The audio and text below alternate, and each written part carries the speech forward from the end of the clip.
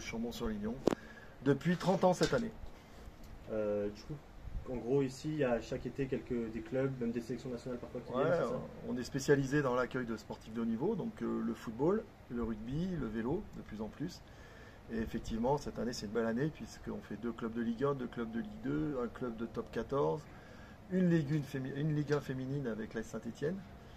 Et donc, ça fait une belle saison. Et on aura l'ASM en rugby qui arrivera du 25 au 31 août pour clôturer cette saison chargée en émotions, en stars et en sport, ce qui est ma passion. Et ça me permet d'allier mon métier, mon activité professionnelle et ma passion pour le sport.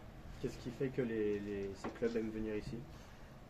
Alors déjà, c'est l'environnement, 1000 mètres d'altitude, une altitude qui est exceptionnelle pour les sportifs, puisque le temps d'adaptation pour un sportif de haut niveau par rapport à un stage en haute altitude est très court, donc, et dans un sens et dans l'autre quand ils redescendent sur la plaine. Donc ça, c'est très important pour les prépas physiques.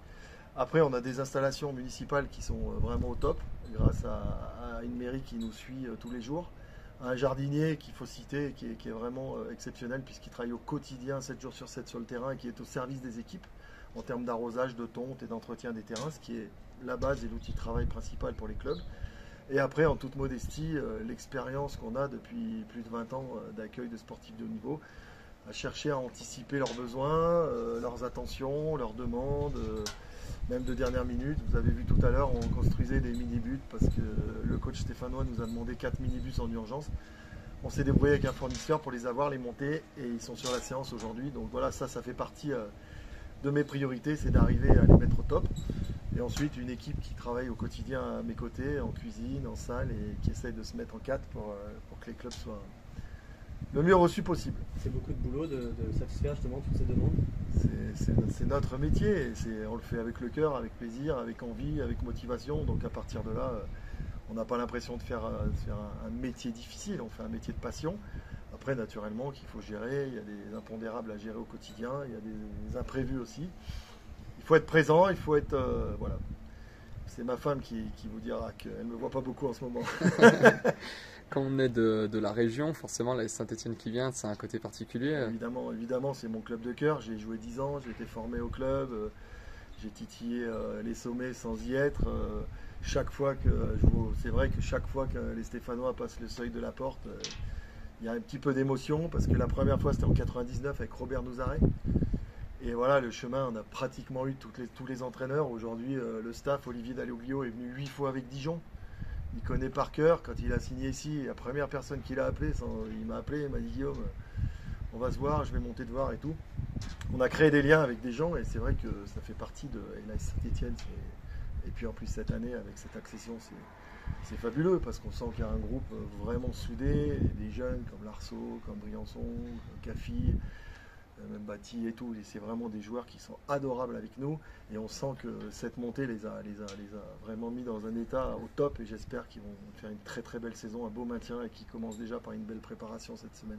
Comme vous le disiez, ça a attiré même d'anciens joueurs. On voit que Vincent Ognon, qui était joueur ici à la Saint-Étienne, qui venait en tant que joueur, est venu ensuite en tant qu'entraîneur à Grenoble.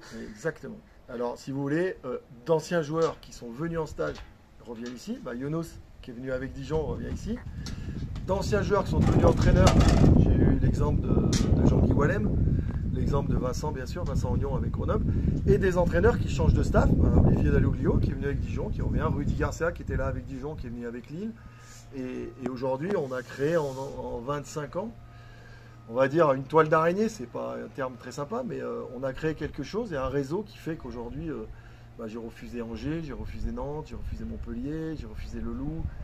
Et c'est vrai qu'on est très très prisé. Le problème, c'est que c'est sur une période très courte de préparation. Tous les clubs partent à la même période. On vient de faire Clermont Foot. Cette semaine, c'est l'AS Saint-Étienne. La semaine prochaine, c'est nos adversaires des barrages d'il y a 2 ans. C'est la JOCR qui revient nous voir pour la 2e année. Et on finira avec Grenoble et les filles de Saint-Étienne. Est-ce qu'il y a une anecdote marquante qui reste de cette vingtaine d'années à accueillir des... Je pourrais écrire un livre. C'est prévu? J'y pense. C'est vrai, ma femme me le dit souvent. Elle me dit: tu devrais écrire des trucs, parce que des anecdotes, j'en ai plein. Qu'est-ce qui me vient à l'idée? Les ballons qu'on a récupérés dans le Lignon avec des bateaux pneumatiques, avec des intendants ou des joueurs qui se renversaient dans le Lignon et qui rentraient trempés. Parce que le ballon, à l'époque, on n'avait pas les pare-ballons au stade. Les ballons partaient dans le Lignon. le match de Saint-Étienne-Lille en 2011, l'année où on accueille le 15 de France, où on fait 4000 spectateurs au stade du Chambon.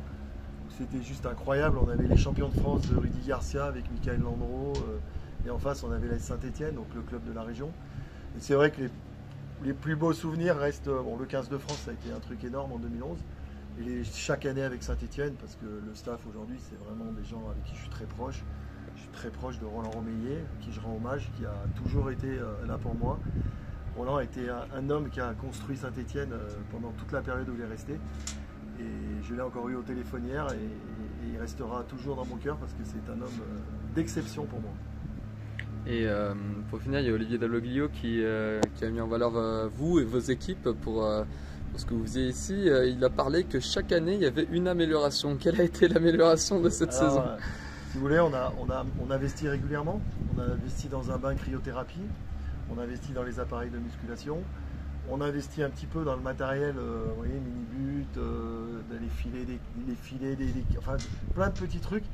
Et après, on essaie de progresser tous les jours en travaillant. Je travaille avec ma fille qui est nutritionniste, diététicienne, donc qui se rapproche des staffs, Eolia, et donc elle est diplômée, et elle se rapproche des staffs en amont, et elle construit les menus avec les staffs.